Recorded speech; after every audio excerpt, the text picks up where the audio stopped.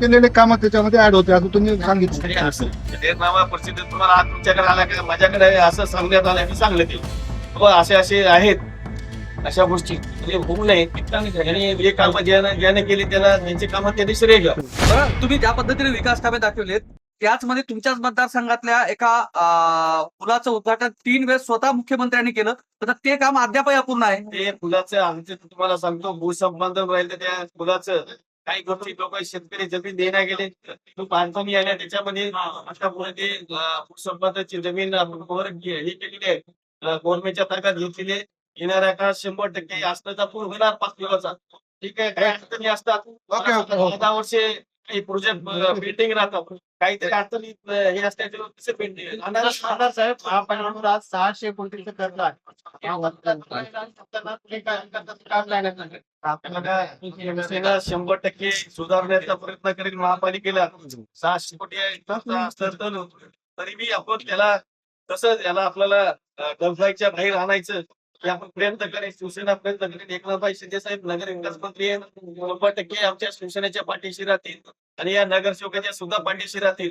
जे अंतर्गत रस्ते मिस्ते आहेत ते 100% आम्ही करू. काही विषय नाही ते विषय मिटलेला आहे आज नांदेड महापालिकेच्या स्थानिक स्वराज्य संस्था काम चालू आहे. नांदेड महापालिकेच्या या महाराष्ट्रामध्ये सगळ्या महापालिकेचं इलेक्शन चालू आहे त्याच्यामुळे नांदेडमध्ये सुद्धा चालू आहे.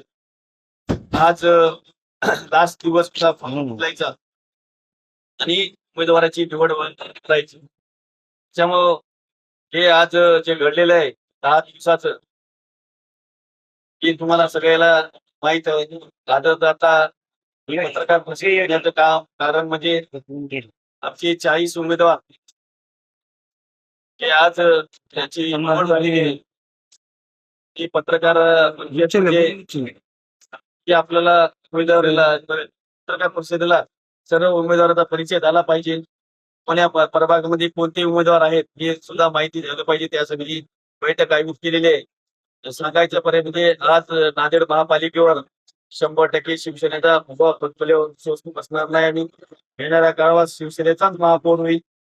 शिंदे सुद्धा चांगले उमेदवार सक्षम उभे केलेले आहेत. नांदेड उत्तर मतदारसंघात सुद्धा चांगले काम करणारे जनतेची सेवा करणारे असे उमेदवार आपण 40 उमेदवार उभे केले आणि 38 उमेदवार आमचे शिवसेनेचे उमेदवार आहेत. त्याच्यामध्ये रिपब्लिकन सेना नरेंद्र आंबेडकर साहेब यांचे सुद्धा या पक्षाचे सुद्धा 2 उमेदवार आपल्या 38 मध्ये आहेत आणि 2 उमेदवार आमचे 40 काल उमेदवार होते ते रिफॉर्म लावते आम्ही 40 उमेदवाराला ते 2 उमेदवार भाजपला पडविले म्हणजे 2 रिफॉर्म असताना उमेदवाराला त्यांनी आकार घ्यायला लावले. काही बरोबर वाटलं नाही. हे आतापर्यंत 40 वर्ष झालं असेल माझ्या मतानं. त्या उमेदवाराला पक्षाचा लावला त्या उमेदवाराला कुठं पक्षात घेणे बरोबर नाही. ठीक आहे तुम्ही पहिलं काही केलं असतं गोष्ट अलग आहे. हे काम करणं गलत आहे. असं हे काय लोकशाहीला असं काय अशा गोष्टी नाही झाल्या पाहिजे. आणि जनतेत काम करणारे आपले 40ला 40 उमेदवार आहेत. पुरस्कृत आमचे 2 उमेदवार आहेत. प्रभाग क्रमांक 5 मध्ये धनचकर ताई मीनाक्षी रमेशराव आणि 10 नंबर मध्ये आमच्या धर्मट दीपालीताई यांना शिवसेनेचे पुरस्कार उमेदवार आम्ही जाहीर केलेले आहेत. आणि असे 40 आमचे उमेदवार सक्षम चांगले काम करणारे या नांदेड महापालिकेमध्ये उभे नांदेड उत्तर मतदारसंघामध्ये उभे आहेत. आपण उमेदवार पळवल्याचा आरोप केलेला आहे म्हणतात. उमेदवार नंतरपासून गायब झाले आमचे तर आम्हाला भेटणार त्याने माघार जाऊन घेतली. मोबाईल त्याचा स्विच ऑफ बघायला आम्ही सकाळी उठलो तर आमचे उमेदवार कुठे 2 उमेदवार गायब. म्हणजे अशी परिस्थिती झाली. मात्र आम्ही काय त्याला मागायला गेलो नव्हतं बा आम्हाला तुम्ही आमचा बीफॉर्म लावा म्हणून. तर त्यानेच आमच्याकडे आले तुमचा बीफॉर्म द्या आमले शिवसेनेच्या आम्ही त्यांच्यावर उभं राहतो. शिवसेना पळवले मात्र नेमकं पुन्हा पळवले तुम्ही पळवले म्हणताय मात्र नाव सांगा पुन्हा पळवले भाजपनं पळवले त्याने आता प्रेस घेतलं ना त्याचा महेंद्र पिंपळेचा आणि मनोज जाधवचा. असं ही पावल्यानंतर पडवितात का माणसं? पण त्याप्रमाणे शिंदे गटाची युती होणार होती, शेवटच्या क्षणापर्यंत युती होणार असं सांगितलं जात होतं.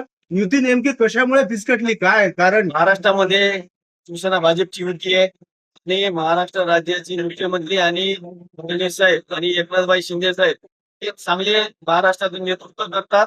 त्याच्यामुळे आम्हालाही वाटलं की बाबा आपण नांदेडमध्ये सुद्धा स्थानिकला युती झाली पाहिजे. इथं सकारात्मकच होतो पहिलेपासून, मी दुसऱ्यासोबत जाणारच नव्हतो. मी एकच ठरले की आपल्याला भाजप सगळी युती करायची. ते दोनदा तीनदा मिटिंगा झाल्या, बैठका झाल्या. कोणासोबत? ते बैठकीमध्ये असा निर्णय झाला की तुम्हाला 6च्या वर आम्ही सीटा देऊ शकत नाहीत, आम्हाला माणसं ऍडजस्ट करायची. त्याच्यामुळे आम्हाला वाटलं बा आम्ही 3,000 कोटीचे काम आले 3,500 कोटीचे, तर 1,000 कोटीला 2 नगरसेवक मिळालं कसं जमणार? एवढे काम आले असताना एवढे मुख्य रस्ते, एवढे मोठे प्रोजेक्ट, उत्तम रस्ता, दवाखाना, कृषी महाविद्यालय, जसं यशवंत कॉलेज सारखे, आनंद नगर सारखे रस्ते मुख्य रस्ते केलेले आपण, जसं छत्रपती चौक पासून ह्याच्यापर्यंत आपल्या शासकीय ह्याच्यापर्यंत गेस्ट हाऊस पर्यंत असे चांगले चांगले रस्ते घेतलेले. युती कुणामुळे झाली नाही? कोणामुळे झाली हे म्हणजे तुम्हाला माहिती आहे, आता जे प्रस्ताव दिला ते मान्य नाही, आम्हाला मान्य आला नाही. 6 सीटामध्ये कसं adjust करणार? किती मागा होती? किती जागांची मागणी होती? आमची 16 जागेची मागणी होती. आम्ही बरोबर ठीक आहे 2 कमी द्या आम्हाला, आम्ही 14वर आलो तरी काही विषय झाला नाही. बरं, आता जे कळून गेलेले आहेत का गेली नाही? राष्ट्रवादी सोबत जशी गोंडारकर गेली, ती का गेली नाही? नाही ना, आमचं जायचं कारण काही नाही. आम्हाला एक माझं पहिल्यापासून भाजप संघ एक मला भाऊ भाजप संघाद्वारे नेतृत्व भाजपचं आहे, शिवसेना भाजपचं. इथे शिवसेना भाजप राष्ट्रवादी आहे ना, अजितदादा सोबतच आहेत ना महाराष्ट्रात. आणि दादा बी आहेत. हा. मात्र एक पहिलेपासून शिवसेनेचे आणि भाजपचं पहिलीपासून युती राहिलेली. काल भाजप ज्या पद्धतीने आपण सांगितलं की जे विकास कामं जाहीरनाम्यात राष्ट्रवादीचा आमच्याकडे पुस्तक आलता, त्याने लेटर दिलं आम्हाला. हा. नंतर त्याने काही हे केलं नाही. नंतर लास्टच्या दिवशी ज्या दिवशी उमेदवार ठरले आमची, त्या दिवशी राष्ट्रवादी आली आमच्याकडे.